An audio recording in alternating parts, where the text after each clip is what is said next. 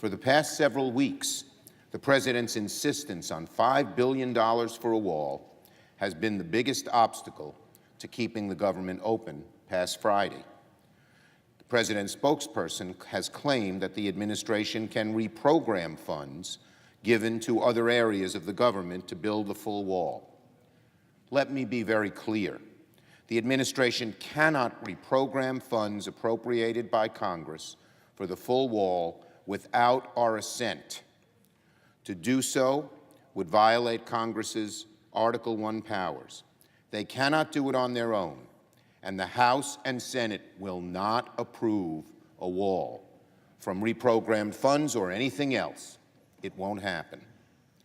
Now, we Democrats have opposed massive appropriations for a border wall for 5 reasons.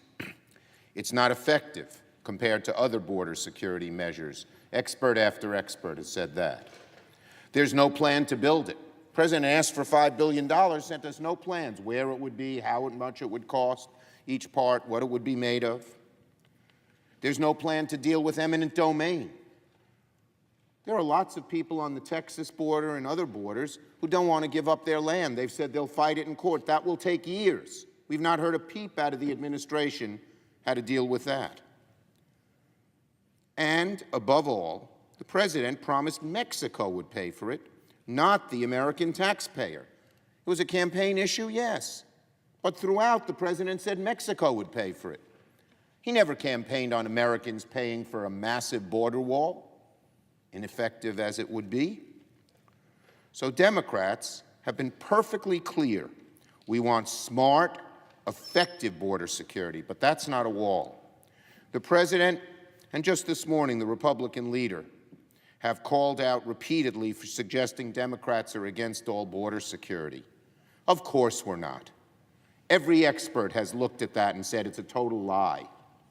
But frankly, the reason our colleagues, the President, Leader McConnell, and others do it is they have no defense of the wall.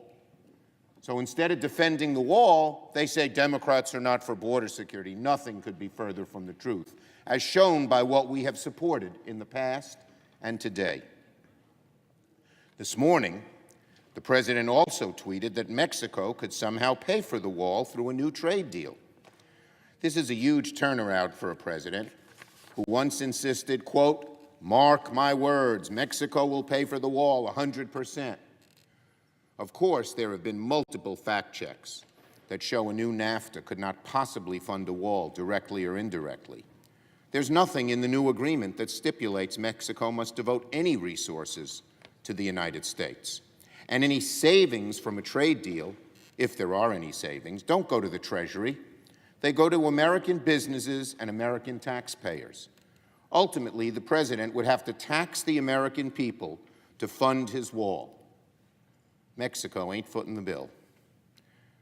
Now, all that said, it is good news that the President has retreated from his demand that Congress fund the wall. Now, we Democrats in the Senate and in the House, we have made 2 reasonable offers that I believe would glide through the House and Senate.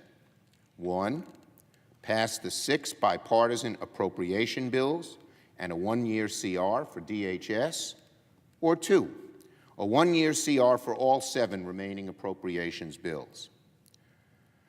Now, Leader McConnell has proposed a short-term CR just a few minutes ago. We would have preferred one of our 2 options. But I'm glad the leader thinks the government should not shut down over the President's demand for a wall, and Democrats will support this CR. The President and the House should follow that lead.